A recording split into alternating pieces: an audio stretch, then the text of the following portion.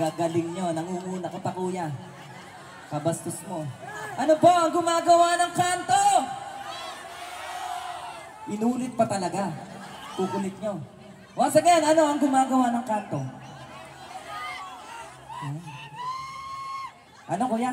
Gumagawa ng kanto? Kantotero! Ikaw yun siguro. Ayan, joke lang kuya. Inhinyero po, engineer ang gumagawa.